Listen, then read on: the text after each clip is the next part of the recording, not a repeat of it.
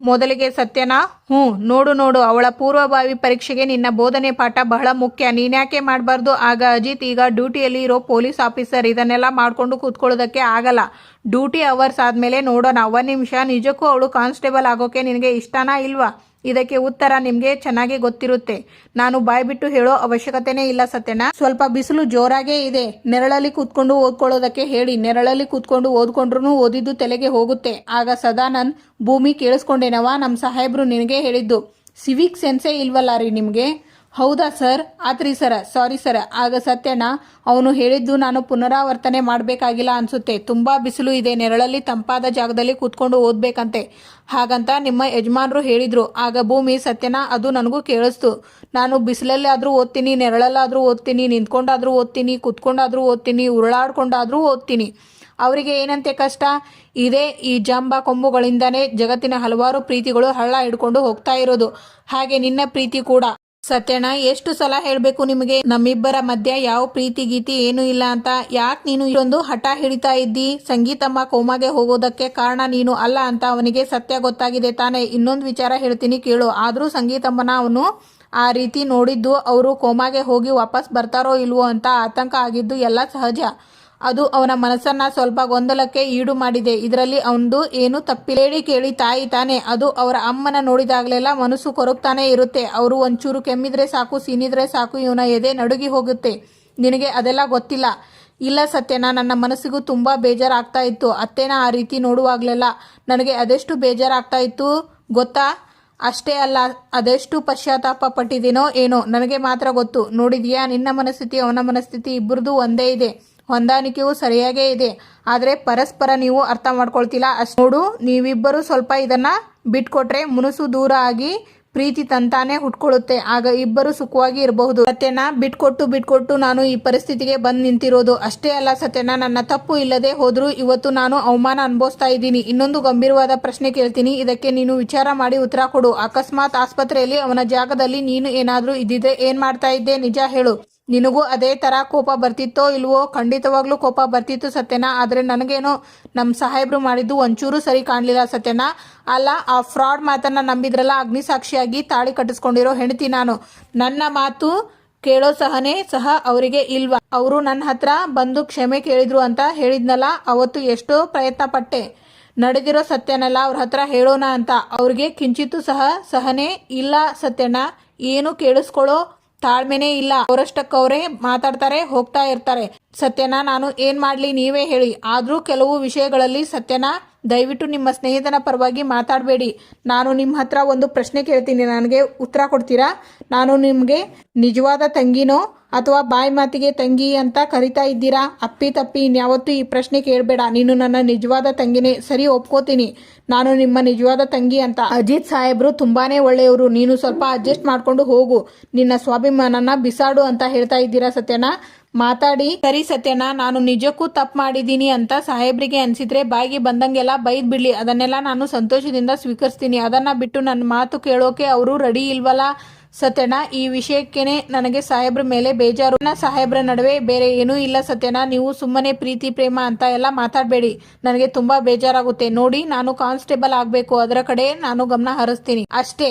ನೀನು ಖಂಡಿತ ಕಾನ್ಸ್ಟೇಬಲ್ ಆಗ್ತೀಯ, ಆ ನಂಬಿಕೆ ನನಗಿದೆ. ಆದರೆ ನೆರಳಲ್ಲಿ ಕೂತ್ಕೊಂಡು ಓದ್ಕೋ ಸತ್ಯನ. ನಾನು ನೆರಳಲ್ಲಿ ಕೂತ್ಕೊಂಡು ಹೇಗೆ ಓದ್ಕೊಳ್ಳೋದಕ್ಕೆ ಆಗುತ್ತೆ? ಲಕ್ಷ್ಮಕ್ಕ ಬೇರೆ ಅಂಗಡಿಯಲ್ಲಿ ಇಲ್ಲ. ಗಿರಾಕಿಗಳು ಬಂದರೆ ಕಷ್ಟ ಆಗುತ್ತೆ ಅಲ್ವಾ? ನಾನು ಇಲ್ಲೇ ಓದ್ಕೋತೀನಿ. ಆಗ ಸತ್ಯ ನನಗೆ ಫೋನ್ ಬರುತ್ತೆ. 1 ಸೆಕೆಂಡ್. ಹೇಳಿ. ಮಧ್ಯಾಹ್ನ ಮೇಲೆ ಇದೆ, ಹೊರಟಿದ್ದೀನಿ. ನನಗೆ ಒಂಚೂರು ಕೋರ್ಟಲ್ಲಿ ಕೆಲಸ ಇದೆ, ಬರ್ತೀನಿ. ಇನ್ನೊಂದು ಮಾತು, ನಿನ್ನ ಮನಸ್ಸಿನ ನೋವು ವೇದನೆ ನನಗೆ ಎಲ್ಲ ಅರ್ಥ ಆಗುತ್ತೆ. ಚಿಂತೆ ಮಾಡಬೇಡ, ಭಗವಂತ ಇದ್ದಾನೆ. ಬರ್ಲಾ? ಒಬ್ಬ ರೋಡಿ ಒಬ್ಬ ಹೆಣ್ಮಗಳ ಮಾಂಗಲ್ಯ ಸರ ಕಿತ್ಕೊಂಡು ಹೋಗ್ತಾನೆ. ಅಯ್ಯಯ್ಯೋ, ಕಳ್ಳ ಸಾಹೇಬ್ರೆ, ಚೈನು ಕಳ್ಳ. ಅಜಿತ್ ಅವನನ್ನ ಚೇಸ್ ಮಾಡ್ಕೊಂಡು ಹೋಗ್ತಾರೆ. ಒಬ್ಬ ರೋಡಿ ಮತ್ತೊಬ್ಬ ರೋಡಿ ಕೈಯಲ್ಲಿ ಕೊಟ್ಟು ಓಡಿ ಹೋಗ್ತಾನೆ. ಆಗ ಅಜಿತ್ ಅವರ ಹಿಂದೆನೆ ಹೋಗಿ ಅವನನ್ನ ಹಿಡಿತಾರೆ. ಸರ್ ಬಿಟ್ಬಿಡಿ ಸರ್, ಎದ್ದೇಳೋ ಮೇಲೆ. ಸರ್ ಕೊಡೋ ಇಲ್ಲಿ, ಕೊಡೋ. ತಪ್ಪಾಯ್ತು ಸರ್, ಬಾ ಇಲ್ಲಿ, ಬಾರೋ ಇಲ್ಲಿ. ಸರ್, ಎಲ್ಲೋ ಕದ್ದಿದ್ದು ಇದನ್ನ? ಸರ್, ಕದ್ದಿದ್ದಲ್ಲ ಸರ್, ನಮ್ಮಪ್ಪ ಕೊಟ್ಟಿದ್ದು ಸರ್ ನನಗೆ. ಒಂದು ಹೊಡೆದು ನಿಜಾಬುಗಳು ಅಂತಾರೆ. ಸರ್, ಕಳ್ತನನೇ ನಮ್ಮ ಫ್ಯಾಮಿಲಿ ಬಿಸ್ನೆಸ್ ಸರ್. 21 ವರ್ಷದ ಹಿಂದೆ ನಮ್ಮಪ್ಪ ಶ್ರೀರಂಗಪಟ್ಟಣದಲ್ಲಿ ಕಳ್ತನ ಮಾಡಿದ್ದಂತ ಸರ್. ಇದನ್ನೂ ಕೊಟ್ಬಿಡ್ತೀನಿ ಸರ್, ಪ್ಲೀಸ್ ನನ್ನ ಬಿಟ್ಬಿಡಿ ಸರ್. ರೀ ಸದಾನಂದ್, ಇವನ್ನ ನಮ್ಮ ಸ್ಟೇಷನ್ಗೆ ಕರ್ಕೊಂಡು ಹೋಗಿ ಬಿಟ್ಬಿಡಿ. ಆತ್ರಿ ಸರ, ಬಾರೋಲೆ, ನಡಿಯೋ. ತಗೊಳ್ಳಿ. ಅಯ್ಯೋ ನನ್ನಪ್ಪ, ಒಳ್ಳೆ ಸಮಯಕ್ಕೆ ಸರಿಯಾಗಿ ಬಂದು ಕಾಪಾಡಿದೆ ನಿನ್ನ ಕುಟುಂಬನ. ಆ ದೇವರು ತುಂಬಾ ಚೆನ್ನಾಗಿ ಇಟ್ಟಿರ್ಲಪ್ಪ. ಸ್ವಲ್ಪ ಹುಷಾರಾಗಿ ಓಡಾಡಿ, ಸರಿನಪ್ಪ. ಆಗ ಭೂಮಿ ಓದ್ತಾ ಇರ್ತಾರೆ. ಆಕಾಶದ ನೀಲಿ ಬಣ್ಣಕ್ಕೆ ಕಾರಣ. ಏ ಭೂಮಿ, ಪ್ರಶ್ನೆನೇ ಓದ್ಕೊತಾ ಇದೀಯಾ? ನೀನು ಉತ್ತರ ಓದ್ಕೋಬೇಕು. ಇದಕ್ಕೆ ಏನಿದು? ಎಲ್ಲೆಡೆ ಚದುರುವಿಕೆ. ಇದೇನೋ ಇಂಗ್ಲಿಷ್ನಲ್ಲಿ ಇದೆ, ಬೇಡ ಇದು. ಅಯ್ಯೋ, ನಾನು ನೆರಳಲ್ಲೇ ಓದ್ತಾ ಇದ್ನೇನೋ. ನಾನು ನೆರಳಲ್ಲಿ ಓದು ಅಂತ ಹೇಳಿಬಿಟ್ರಲ್ಲ. ಬೇಡ ಭೂಮಿ, ಬಿಸಿಲಲ್ಲಿ ಓದು ಅಂತ ಹೇಳಿಬಿಡ್ತು. ನಾನೇನು ಮಾಡ್ಲಪ್ಪ? ಕಾಲಕ್ಕೆ ಮಳೆ ಯಾಕೆ ಆಗ್ತಾ ಇಲ್ಲ ಅಂತ ಅವಾಗವಾಗ ಯೋಚನೆ ಮಾಡ್ತಾನೆ ಇರ್ತೀನಿ. ಮನುಷ್ಯ ಹಿಂಗೆ ಇದ್ದವನು ಹಾಗೆ ಬದಲಾಗಿ ಬಿಡ್ತಾನಲ್ಲ. ಮೇ ಬಿ ಅದರ ಸೈಡ್ ಎಫೆಕ್ಟ್ ಅನಿಸುತ್ತೆ. ನೆತ್ತಿ ಮೇಲೆ ಇದ್ದಾನೆ ಸೂರ್ಯ, ಅದೆಲ್ಲ ಬೇರೆಯವ್ರಿಗೆ ಅನ್ವಯಿಸುತ್ತೆ. ನಿತ್ಯ ಜೀವನದ ವಿಜ್ಞಾನ, science is a everyday life. English ಓದ್ಬಿಟ್ಟೆ. ಆಗ ಶ್ರವಣ್, ಅಜಿತಾ, ಹೇಳಪ್ಪ ಮಾವ, ನಿಮ್ಮ ಹತ್ರ ಒಂದು ವಿಷಯ ಕೇಳಬೇಕಿತ್ತು. ಅದೇನು ಕೇಳು? ಅಜ್ಜಿ ಮಕ್ಕಳಿಗೆ ಮತ್ತೆ ಮನೆ ಸೊಸೆಯಂದ್ರಿಗೆಲ್ಲ ಒಂದೇ ಥರದ ಉಂಗುರ ಮಾಡಿಸಿ ಮನೆತನದ ಗುರುತು ಅಂತ ಎಲ್ಲರಿಗೂ ಒಂದೊಂದು ಉಂಗುರ ಕೊಟ್ಟಿದ್ರು. ಅದು ನೀವು ನನಗೆ ಚಿಕ್ಕ ವಯಸ್ಸಲ್ಲಿ ಹೇಳಿದ್ದು ನೆನಪು. ಅದು ನಿಜಾನೇ ಅಲ್ವಾ? ಹೌದು ಕಣೋ, ನಮ್ಮೆಲ್ಲರ ಹತ್ತಿರನೂ ಒಂದೊಂದು ಉಂಗುರ ಇದೆ. ಅವಾಗ ಬೇಜಾರಾದಾಗ ಆ ಉಂಗುರ ಹಾಕ್ಕೊಂಡು ಎಲ್ಲರೂ ಫ್ಯಾಮಿಲಿ ಸಾಂಗ್ ಹಾಡ್ತೀವಲ್ಲ, ಅದಕ್ಕೆ ಇಟ್ಕೊಂಡಿದ್ದೀನಿ. ಶಾರದಾ ಅತ್ತೆ ಕೈಯಲ್ಲೂ ಇದೆಯಾ ಇದು? ಶಾರದನ ಕೈಯಲ್ಲಿ ಇಲ್ವಲ್ಲ, ಅದು ನನ್ನ ಹತ್ರನೇ ಇದೆ. ಅದು ಅವಳ ಬೆರಳಿಗೆ ತುಂಬ ಲೂಸ್ ಆಗಿತ್ತು. ಸರಿ, ಅದನ್ನು ಸರಿ ಮಾಡಿಸಿ ಕೊಡ್ತೀನಿ ಕೊಡು ಅಂತ ಇಸ್ಕೊಂಡಿದ್ದೆ. ಅದನ್ನು ರಿಪೇರಿ ಮಾಡಿಸಿ ಕೊಡುವಷ್ಟರಲ್ಲಿ ಶಾರದಾ ಮನಸ್ವಿನಿ ಇಬ್ಬರು ಕಳೆದು ಹೋದ್ರಲ್ಲ. ಅಜಿತಾ, ಅದೇನೋ ಇದ್ದಕ್ಕಿದ್ದ ಹಾಗೆ ಮನೆತನದ ಉಂಗುರದ ಬಗ್ಗೆ ವಿಚಾರಿಸ್ತಾ ಇದೆಯಾ? ಏನು ವಿಷಯ? ಏನೂ ಇಲ್ಲ ಮಾವ, ನಾನು ನಿಮಗೆ ಮತ್ತೆ ಕಾಲ್ ಮಾಡ್ತೀನಿ, ಬಾಯ್. ಹಲೋ, ಏನಾಗಿದೆ ಇವನಿಗೆ? ವಿಚಿತ್ರನಪ್ಪ. ಇದ್ದಕ್ಕಿದ್ದ ಹಾಗೆ ಫೋನ್ ಮಾಡಿ ಫ್ಯಾಮಿಲಿ ಉಂಗುರದ ಬಗ್ಗೆ ವಿಚಾರಿಸ್ತಾನೆ. ಕರೆಕ್ಟಾಗಿ ಏನಾಗಿದೆ ಕ್ಲಾರಿಟಿ ಕೊಡು ಅಂದರೆ ಕಟ್ ಮಾಡಿ ಬಿಡ್ತಾನೆ. ಆಗ ಭೂಮಿ ತಲೆ ಸುತ್ತು ಬಂದು ಬೀಳ್ತಾರೆ. ಆಗ ಅಜಿತ್, ಭೂಮಿ ಒಂಚೂರು ನೀರು ಕೊಡಿ. ಭೂಮಿ, ಸದಾನಂದ್ ಜೀಪ್ ತೆಗಿರಿ. ಆಗ ದೇವಯಾನಿ, ಅಮ್ಮ ಬನ್ನಿ, ಇದೇ ನೋಡಿ ನಮ್ಮ ಅಜಿತ್ ಮತ್ತೆ ಭೂಮಿ ರೂಮ್, ಬನ್ನಿ ಒಳಗೆ ಬನ್ನಿ. ಆಗ ನಿಂಗವ್ವಜ್ಜಿ, ಇಲ್ಲಿಂದಾನೇ ಕಾಣಿಸ್ತಾ ಇದೆಯಲ್ಲೇ, ಎಷ್ಟು ಚೆನ್ನಾಗಿದೆ, ಗಾಳಿ ಬೆಳಕು ಎಷ್ಟು ಚೆನ್ನಾಗಿದೆ, ದೊಡ್ಡದಾಗಿ ಇದೆಯಲ್ಲೇ ರೂಮ್, ವಿಶಾಲವಾಗಿ ಅಲ್ವಾ? ಡ್ರೆಸ್ಸಿಂಗ್ ಟೇಬಲ್, ಅಲ್ಲಿನೂ ಒಂದು ಮಿರರ್ ಇದೆ, ಅದು ಅಟ್ಯಾಚ್ ಬಾತ್ರೂಮ್, ಬನ್ನಿ ಅದು ತೋರಿಸ್ತೀನಿ. ಆಗ ನಚ್ಚಿ, ಅಜ್ಜಿ ಏನೋ, ನಾನು ನಿಮಗೋಸ್ಕರ ನನ್ನ ಕೈಯಾರೆ ABC ಜ್ಯೂಸ್ ಮಾಡಿದ್ದೀನಿ. ನೀವು ನೋಡಿದರೆ ಇಲ್ಲಿ ಮನೆಯೆಲ್ಲ ಸುತ್ತಾಡ್ತಾ ಇದ್ದೀರಾ. ಅಬ್ಬಬ್ಬಬ್ಬಾ, ನಾನು ಎಲ್ಲೋ ಭೂಕಂಪ ಆಯಿತು ಏನೋ ಅಂತ ಹೆದರಿಕೆ ಆಗಿ ಹೋಯಿತು ನನಗೆ. ಆ ಥರ ಓಡಿ ಬಂದ ಇವನು. ಅದೇನೋ ಅದು ABC juice, A for apple, B for beetroot, C for carrot. ಅಪ್ಪ ಕೇಳಿದ್ರೇ ವಾಂತಿ ಬರೋ ಹಾಗೆ ಇದೆಯಲ್ಲೋ. ಆಗ ಶ್ರವಣ್, ಅಯ್ಯೋ ಏನತ್ತೆ ಹೀಗೆ ಹೇಳಿಬಿಟ್ರಿ? ಅದು ಎಷ್ಟು ಒಳ್ಳೆ ಜ್ಯೂಸ್ ಗೊತ್ತಾ? ಅದನ್ನು ಕುಡಿದ್ರೆ ದೇಹದಲ್ಲಿ ಇಮ್ಯುನಿಟಿ ಪವರ್ ಬರುತ್ತೆ. ಅಷ್ಟೇ ಅಲ್ಲ, ಡೈಜೆಷನ್ಗೂ ಒಳ್ಳೆಯದು. ನಿಮಗೆ ಇನ್ನೊಂದು ವಿಷಯ ಗೊತ್ತಾ? ನಾನು ದಿನ ಅದನ್ನೇ ಕುಡಿಯೋದು. ಹೊಲದಲ್ಲಿ ಬಂದು ಕೆಲಸ ಮಾಡು, ಆವಾಗ ಗೊತ್ತಾಗುತ್ತೆ ಹ್ಯುಮ್ಯಾನಿಟಿ ಏನು ಅಂತ. ಆದರೆ ಒಂದೇ ಒಂದು, ಇದು ಮಾಡ್ತಾ ಇದ್ದ ಹಾಗೆ ಬೇಗ ಕುಡಿದ್ಬಿಡ್ಬೇಕು. ಈಗ ರೆಡಿ ಇದೆ ಅಜ್ಜಿ, ಅದನ್ನು ನಾನು ಮಾಡಿ ಎಷ್ಟೊತ್ತಾಯಿತು? ಈ ಸೆಕೆಂಡ್ಗೆ ಅದು ಇಂಪಾರ್ಟೆಂಟ್, ಬನ್ನಿ. ಹೌದಾ? ಆಗ ಶ್ರವಣ್, ದೇವಯಾನಿ ಬಾಯಿಲಿ. ದೇವಯಾನಿ, ನಿನಗೂ ಶಾರದಾನ್ ಥರ ಮರುವಿನ ಕಾಯಿಲೆ ಶುರುವಾಗಿದೆಯಾ? ಯಾಕೆ ಬಾವ ಹೀಗೆ ಹೇಳ್ತಾ ಇದ್ದೀರಾ? ಯಾಕೆ ಅಂದರೆ ಅತ್ತೆನ ಸೀದಾ ಅಜಿತ್ ರೂಮ್ಗೆ ಕರ್ಕೊಂಡು ಬಂದಿದ್ದೀಯಲ್ಲ. ಒಂದು ವೇಳೆ ಅತ್ತೆ ಆ ಫೋಟೋನ ನೋಡಿದಿದ್ರೆ ಏನು ಗತಿ? ಇಡೀ ಮನೆಯೆಲ್ಲ ಅಲ್ಲೋಲ ಕಲ್ಲೋಲ ಎಬ್ಬಿಸಿ ಬಿಟ್ಟಿರೋರು. ಅವರು ಮುಂದೆ ನಾವು ತಲೆ ಎತ್ಕೊಂಡು ಓಡಾಡೋಕೆ ಆಗುತ್ತಾ? ಆಮೇಲೆ ಇಷ್ಟು ದಿನ ನಾವು ಮಾಡಿದ ನಾಟಕ ಎಲ್ಲ ನೀರಲ್ಲಿ ಹೋಮ ಮಾಡಿದ ಹಾಗೆ ಆಗ್ತಾ ಇರಲಿಲ್ವಾ? ಓ ಗಾಡ್, ಸಾರಿ ಬಾವ, ಇದು ನನಗೆ ಫ್ಲ್ಯಾಶ್ ಆಗಲಿಲ್ಲ. ಮತ್ತ್ಯಾಕೆ ಅವರನ್ನು ಒಳಗೆ ಕರ್ಕೊಂಡು ಬಂದೆ? ನಾನೆಲ್ಲಿ ಕರ್ಕೊಂಡು ಬರ್ತೀನಿ? ಅವರ ಬಗ್ಗೆ ನಿಮಗೆ ಗೊತ್ತಿದೆ ಅಲ್ವಾ? ಗಂಟೆ ಅಲ್ಲಾಡಿಸ್ತಾರೆ, ನಾನು ಓಡಿ ಬರಬೇಕು, ನಾನು ಅಜಿತ್ ರೂಮ್ ನೋಡಬೇಕು ಅಂತ ಹೇಳಿದರು. ಹಾಗೂ ಇಲ್ಲಿಗೆ ಬಂದ ಮೇಲೆ ನಾನು ಹೇಳಿದೆ ಅವರಿಗೆ, ರೂಮ್ನ ಕ್ಲೀನ್ ಮಾಡಿಲ್ಲ, ಡಸ್ಟ್ ಇರುತ್ತೆ, ಬೇಡ ಹೋಗೋದು, ಆಮೇಲೆ ನೋಡೋಣ ಅಂತ. ಎಲ್ಲಿ ನನ್ನ ಮಾತು ಕೇಳ್ತಾರೆ? ಅವರು ಗೂಳಿ ಥರ ಸೀದಾ ನುಗ್ಕೊಂಡು ಬಂದೇ ಬಿಟ್ರು. ಸರಿ ಬಿಡು, ಈಗ ಹೇಗೋ ಮ್ಯಾನೇಜ್ ಮಾಡಿದ್ದೀವಿ. ಆದರೆ ದೇವೇನಿ ಪ್ಲೀಸ್, ಅತ್ತೆ ಊರಿಗೆ ವಾಪಸ್ ಹೋಗೋ ತನಕ ಹೇಗಾದರೂ ಮ್ಯಾನೇಜ್ ಮಾಡಬೇಕು. Correct, you are right. Shit, ಆ ಹಳೆ ಮುದುಕಿ ಏನಾದರೂ ಈ ಫೋಟೋ ನೋಡಿದಿದ್ರೆ ಭೂಮಿಗೂ ಅಜಿತ್ಗೂ ಒಂದು ಗತಿ ಕಾಣಿಸಿರೋರು. ಆ ಬೈಗುಳ ತಡ್ಕೊಳ್ಳೋಕೆ ಆಗದೆ ಸಂಗೀತ ಆಸ್ಪತ್ರೆ ಸೇರಿರೋಳು.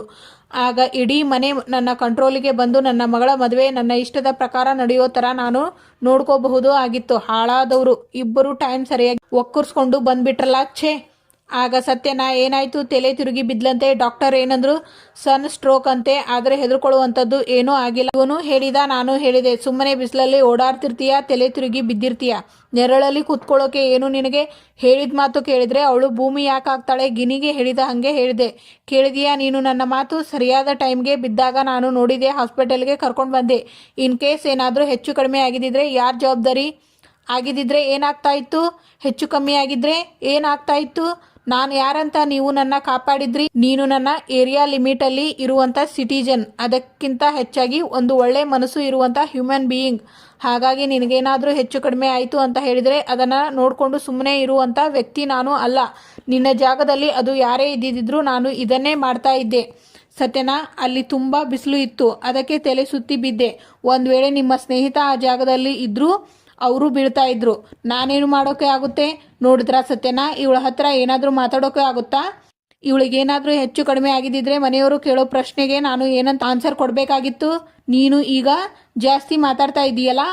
ಅಮ್ಮ ನಿನ್ನ ಹತ್ರ ಬಂದ್ಬಿಟ್ಟು ಯಾಕೆ ಹೀಗೆ ಮಾಡ್ಕೊಂಡೆ ಅಂತ ಕೇಳಿದ್ರೆ ನೀನು ಹೇಳ್ತೀಯಾ ನೀವು ಬಿಸಿಲಲ್ಲಿ ನಿಂತಿತ್ತು ಅಂತ ಹೇಳಿದ್ರೆ ನೀವು ತಲೆ ಸುತ್ತಿ ಬೀಳ್ತಾ ಇದ್ರಿ, ಅದರಲ್ಲಿ ನಂದೇನು ತಪ್ಪು ಅಂತ ಹೇಳ್ತೀಯಾ? ಹೇಳು.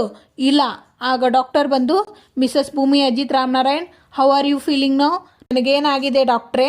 ನಾನು ಆರಾಮಾಗೇ ಇದ್ದೀನಿ. ನೀವು ಆರಾಮಾಗಿ ಇದ್ದೀರಾ? ನಿಮ್ಮ ಯಜಮಾನರು ನಿಮಗೆ ಏನೋ ಆಗಿದೆ ಅಂತ ಟೆನ್ಷನ್ ಆಗ್ಬಿಟ್ಟಿದ್ರು. ಹೇಗಾದ್ರೂ ಮಾಡಿ ಕಾಪಾಡಿ, ನನ್ನ ಹೆಂಡತಿಗೆ ಏನಾಗಿದೆ ಅಂತ ರಿಕ್ವೆಸ್ಟ್ ಮಾಡ್ತಾ ಇದ್ರು. ನೀವು ಚೇತರಿಸ್ಕೊಂಡ ಮೇಲೆ ಇವರು ನಾರ್ಮಲ್ ಆಗಿದ್ದು. ನಿಮ್ಮ ಮೇಲೆ ನಿಮ್ಮ ಯಜಮಾನರಿಗೆ ತುಂಬಾ ಲವ್ ಆ್ಯಂಡ್ ಕೇರ್ ಇದೆ. ಮಿಸಸ್ ಭೂಮಿ, ನೀವು ಇನ್ನು ಮನೆಗೆ ಹೋಗ್ಬೋದು. Nothing to worry. ಬಿಸಿಲಲ್ಲಿ ಹೆಚ್ಚಾಗಿ ಓಡಾಡಬೇಡಿ, ನೀರನ್ನ ತುಂಬಾ ಕುಡೀರಿ. ಅಷ್ಟೇ ನನ್ನ ಕಡೆಯಿಂದ ಟಿಪ್ಸು. ಇನ್ನೊಂದು ಸ್ವಲ್ಪ ಹೊತ್ತಿಗೆ ಮನೆಗೆ ಕರ್ಕೊಂಡು ಹೋಗ್ಬೋದು. Thank you so much doctor. Take care. ಸಾಹೇಬ್ರೆ, ಮನೆಗೆ ಹೋಗೋಣವಾ? ಇವತ್ತು ನಚ್ಚಿ ಮತ್ತೆ ಅಂಜುದು ಲಗ್ನ ಪತ್ರಿಕೆ ಪೂಜೆ ಇದೆ. ನಿಂಗವಜ್ಜಿನೂ ನನಗೋಸ್ಕರ ಕಾಯ್ತಾ ಇರ್ತಾರೆ. ನಾನು ಮನೆಗೆ ಬೇಗ ಹೋಗಿ ಬಟ್ಟೆ ಬದಲಾಯಿಸಿ ಭೂಮಿಯಾಗಿ ಅವರ ಕಣ್ಮುಂದೆ ಕಾಣಿಸ್ಬೇಕು. ಆಗ ಸತ್ಯನಾ, ಅಲ್ಲ ಈಗಲೂ ನೀನು ಭೂಮಿನೇ ಅಲ್ವಾ? ಆಗ ಅಜಿತ್, ಸತ್ಯನಾ ನಿಮಗೆ ಅಷ್ಟು ಅರ್ಥ ಆಗ್ಲಿಲ್ವಾ? ಭೂಮಿ ಹೇಳ್ತಾ ಇರೋದು ಅಜಿತ್ ಹೆಂಡತಿ ಭೂಮಿಯಾಗಿ ಮನೆ ಒಳಗಡೆ ಎಂಟ್ರಿ ಕೊಡಬೇಕು ಅಂತ. ಆಗ ಭೂಮಿ ಅಜಿತ್ ಬೈಕ್ ಬಿಟ್ಟು ಸತ್ಯನನ್ನ ಸ್ಕೂಟರಲ್ಲಿ ಕುತ್ಕೋತಾರೆ. ಹೊರಡೋಣ ಸತ್ಯನಾ, ಹೊರಡೋಣ. ಇದೇನು ಗಾಡಿನೇ ಸ್ಟಾರ್ಟ್ ಆಗ್ತಾ ಇಲ್ಲ? ಒಂಚೂರು ಇಳ್ಕೋ ಭೂಮಿ. ಯಾಕೆ ಸತ್ಯನಾ? ಒಂಚೂರು ಇಳ್ಕೋ ನೀನು. ಗಾಡಿ ಸ್ಟಾರ್ಟ್ ಆಗ್ತಾ ಇಲ್ಲ. ಅಯ್ಯೋ, ನಿನ್ನೆ ರಾತ್ರಿ ಎಲ್ಲ ಗಾಡಿ ರಿಸರ್ವ್ ಅಲ್ಲಿ ಇತ್ತು. ನಾನು ಹೋಗ್ತಾ ಪೆಟ್ರೋಲ್ ಹಾಕೋದನ್ನೇ ಮರೆತು ಬಿಟ್ಬಿಟ್ಟಿದ್ದೀನಿ. ಹಾಕ್ಸಿಲ್ಲ ಪೆಟ್ರೋಲ್, ಅದಕ್ಕೆ ಸ್ಟಾರ್ಟ್ ಆಗ್ತಾ ಇಲ್ಲ. ಸತ್ಯನಾ, ಒಂದ್ ಕೆಲಸ ಮಾಡೋಣ. ಇವಾಗ ಹೆಂಗೋ ಹೋಗ್ಬಿಡಿ. ಹೋಗೋ ದಾರಿಯಲ್ಲಿ ಹತ್ತಿರದಲ್ಲಿ ಎಲ್ಲಾದ್ರೂ ಪೆಟ್ರೋಲ್ ಬಂಕ್ ಸಿಗುತ್ತಲ್ಲ, ಅಲ್ಲಿ ಹಾಕಿಸ್ಕೊಂಡು ಹಂಗೆ ಹೋಗ್ಬಿಡೋಣ. ಹೋಗೋ ದಾರಿಯಲ್ಲಿ ಹತ್ತಿರದಲ್ಲಿ ಈ ಟ್ರಾಫಿಕ್ ಅಲ್ಲಿ ಏನು ತಲೆಗಿಲೆ ಕೆಟ್ಟಿದೆಯಾ? ರಣ ಬಿಸಿಲು, ಮತ್ತೆ ಬಿಸಿಲಿಗೆ ನೀನು ತಲೆ ತಿರುಗಿ ಬಿದ್ದು ನಾನು ಹಾಸ್ಪಿಟಲ್ಗೆ ಅಡ್ಮಿಟ್ ಮಾಡಿ ಯಾಕೆ ಬೇಕು ಹಣೆ ಬರಹ ಇದು ಎಲ್ಲ? ಮತ್ತೆ ಇವಾಗ ಏನು ಮಾಡೋದು? ಅಜಿತಾ, ನೀನು ಏನು ಅನ್ಕೊಳ್ಳಲ್ಲ ಅಂದರೆ ಸ್ವಲ್ಪ ಭೂಮಿನ ಕರ್ಕೊಂಡು ಹೋಗ್ತೀಯಾ? ಸತ್ಯಣ್ಣ, ಇವತ್ತಿಗೆ ಇಲ್ಲಿನ ಸಂಚಿಕೆ ಮುಕ್ತಾಯ ಆಗುತ್ತದೆ. ಮುಂದಿನ ಸಂಚಿಕೆಯಲ್ಲಿ ಆಗ ನಿಂಗವಜ್ಜಿ ಭೂಮಿ ಬಂದು ನಾವು ಆಗಲೇ 2 ದಿನ ಆಯಿತು, ನಿನ್ನ ಮುಖ ನೋಡೋ ಭಾಗ್ಯನೇ ನಮಗೆ ಸಿಗ್ಲಿಲ್ವಲ್ಲೇ. ಅಯ್ಯೋ, ತೋರಿಸಿಬಿಡೆ. ಆಗ ಭೂಮಿ, ಅಜ್ಜಿ ನಾನು ರಥದಲ್ಲಿ ಇದ್ದೀನಿ. ಆಗ ಅಜ್ಜಿ, ನಿಜ ಹೇಳು ಭೂಮಿ, ಮನಸ್ವಿನಿ ಒಬ್ಬಳೇ ತಾನೆ? Thank you for watching.